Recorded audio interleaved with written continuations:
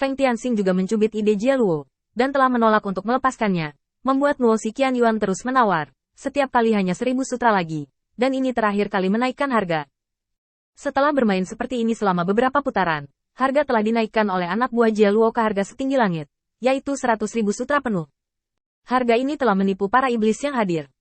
100.000, itu mendekati konsumsi membangun keluarga, jadi digunakan untuk membeli lingkaran sihir ini. Dan menilai dari arti Presiden Pasar Gelap, dia tidak menghentikannya. Artinya, dua iblis yang bergerak itu adalah punggung besar. Untuk sementara, kelompok iblis ini memilih untuk tetap diam, membiarkan kedua raksasa itu menawar. Lagi pula, ukurannya tidak sebagus klan iblis besar. Satu-satunya pilihan mereka sekarang adalah tetap diam. Ujung-ujungnya, hanya dua yang masih menaikkan harga gila-gilaan. Sampai 200.000 sutra, Nuo Qianyuan memandang Feng Tianxing dengan khawatir.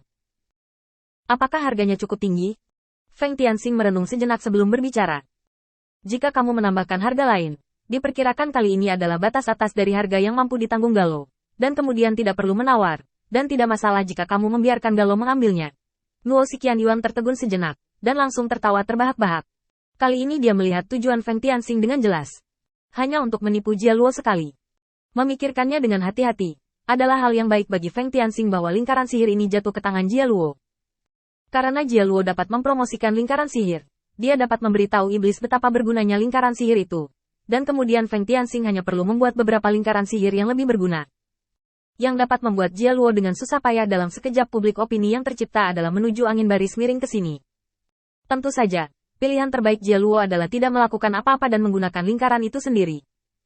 Tetapi dalam hal ini, Feng Tianxing mengeluarkan lingkaran sihir untuk dibagikan, yang hampir dapat memenangkan gelombang hati orang. Pada saat inilah Nuo Qianyuan sepenuhnya memahami mengapa Feng Tian bertindak seperti ikan di air, dan hidup dengan sangat nyaman di dunia yang diatur dengan cermat oleh Jia Luo. Karena dia telah menciptakan arah yang bermanfaat baginya. Mengingatkan pada apa yang dikatakan Feng Tianxing kepadanya di sore hari tentang pemahaman teknik ramalan, pada saat ini, Nuo Qianyuan sepertinya mengerti mengapa Feng Tianxing begitu kuat. Balikkan setiap hal kecil dan ubah seluruh situasi menjadi keuntungannya. Pikirkan baik-baik, sejak Feng Tianxing mengeluarkan sumber daya untuk memulihkan kekuatan para patriark iblis ini, sehingga mereka memiliki kemampuan untuk melawan kehampaan. Niat baik telah ditanam, dan kemudian Feng Tianxing datang berkunjung. Dia secara pribadi berteman pemandangan. Semua ini tampaknya sangat logis, bahkan agak diterima begitu saja. Tetapi setelah pengejaran yang cermat, saya khawatir semuanya tidak sesederhana itu. Pejuang yang baik tidak memiliki prestasi besar dalam pertempuran, dan umat manusia mungkin menyimpulkan kebijaksanaan ini sejak lama. Mungkin karena perencanaannya yang hati-hati untuk mengambil sumber daya, sehingga keponakannya membukakan pintu untuk Feng Tianxing. Bocah ini, tempat dia memulai agak tidak terduga. Nuo Qianyuan menghela nafas. Saya khawatir Jia Luo benar-benar bertemu lawannya kali ini, dan dia akan mengalami kesulitan di masa depan. Pada akhirnya, lingkaran sihir dijual oleh Jia Luo dengan harga tinggi 300.000 sutra, dan Nuo Qianyuan hanya memiliki satu pemikiran di benaknya. Berapa banyak energi 300.000 sutra yang akan meledak di masa depan? Jika Feng Tianxing berfungsi dengan baik, apakah 300.000 sutra akan menjadi jerami terakhir yang menghancurkan Jia Luo? Semakin aku memikirkannya, semakin aku menantikannya. Bisakah kita mengajukan penawaran lain kali? Feng Tianxing langsung menggelengkan kepalanya. Tidak, aku akan memberitahumu jika ada kebutuhan untuk menawar. Sekarang aku akan pergi sebentar, tunggu saja kamu mengikuti pengaturanku. Nuo Qianyuan hanya merasakan sedikit perubahan di sekitar Feng Tianxing yang hampir tidak terlihat, dan kemudian suara Feng Tianxing terdengar lagi. Oke, ayo kita lanjutkan. Nuo Qianyuan bahkan tidak memikirkan apa yang direncanakan Feng Tianxing. Dia hanya yakin akan satu hal. Sebelum Jia Luo benar-benar jatuh, dia tidak perlu khawatir Feng Tianxing akan menjadi lawannya. Ini adalah berita terbaik sejauh ini. Tentu saja, ini juga kabar buruk. Karena begitu Jia Luo jatuh, itu berarti mereka, keluarga iblis besar, harus menghadapi Feng Tianxing. Berapa banyak hal yang akan dia lakukan saat itu?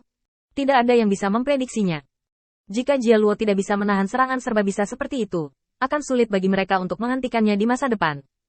Kesadaran Feng Tianxing kembali ke tubuhnya sendiri lagi. Sebelum membiarkan avatar datang menjelajahi hutan lebat ini, setelah konfrontasi dengan Jia Luo, Feng Tianxing merasakan berita yang dikirim oleh avatar, dan kemudian kembali ke tubuhnya sendiri. Kesadarannya sedikit tersapu. Feng Tianxing berada di area ini di dunia bawah tanah yang gelap. Saya melihat burung pipit biru yang tak terhitung jumlahnya. Konferensi Green Sparrow tidak lebih dari salah satu kelompok yang meninggalkan sarang. Pada titik ini, Feng Tianxing juga memahami alasan pembentukan seluruh konferensi Qingque. Bagilah sarangnya. Ini adalah kebiasaan binatang buas. Ketika lingkungan yang ada tidak cukup untuk mendukung populasi sebesar itu, mereka akan mengirimkan burung pipit biru untuk mencari tempat tinggal lain. Hanya saja kebijaksanaan burung pipit biru ini jelas melebihi kebijaksanaan binatang roh biasa. Saya melihat burung pipit biru mendarat tepat di depan Feng Tianxing. Sayapnya yang besar perlahan menutup. Siapa kamu dan mengapa kamu datang ke tanah leluhur kami? Feng Tianxing menatap lorong panjang dan menghela nafas. Kamu tidak tahu bahwa waktu kematian sudah dekat. Aku datang ke sini untuk mengingatkanmu. Sekarang Jie Luo bertekad untuk mengadakan konferensi Blue Sparrow. Saya pikir Anda semua tahu apa yang sedang dipersiapkan oleh para iblis di luar. Mari kita begini. Apa yang paling dibutuhkan Jie Luo kali ini adalah sejumlah besar Blue Sparrows keluar dan membiarkan Anda menggantinya. Nama binatang keberuntungan membuatnya lebih mudah untuk menduduki hak nominal. Dan menurut tradisi setan, hanya dengan membunuh burung biru dia bisa mendapatkan keberuntungan. Rui.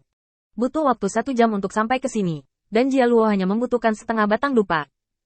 Kulit King Ke sedikit berubah. Dan dia langsung mengambil kembali bentuk besarnya.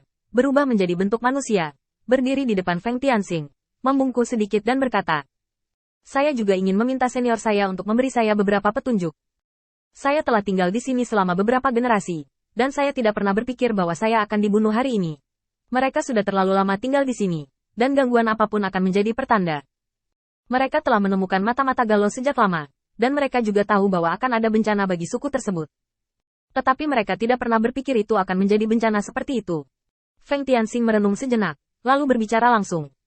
Sebenarnya, yang kamu butuhkan hanyalah pindah ke tempat yang aman untuk bertahan hidup. Tidak perlu menghabiskan semuanya di sini, kan? Karena kamu hanya butuh tempat tinggal, aku bisa menyediakannya untukmu. Tapi aku juga membutuhkanmu. Mereka membayar sejumlah harga. Jangan khawatir, dengarkan aku dulu. Aku bisa mencarikanmu tempat yang aman dan menjamin keamanan kelompokmu. Tapi aku butuh 10 burung pipit hijau untuk bekerja sama denganku. Aku perlu mendapatkan keberuntungan ini sesuai tradisi setan. Saya butuh dan galau melawan modal. Saya pikir karena kelompok etnis Anda tidak bermigrasi selama bertahun-tahun, seharusnya tidak sulit menemukan beberapa burung pipit hijau yang rela mengorbankan diri. Adapun apa yang saya katakan, saya bersumpah demi Tuhan. Anda memiliki waktu sekitar 2 hari untuk memikirkannya. Leontin Giok ini dapat menghubungi saya kapan saja.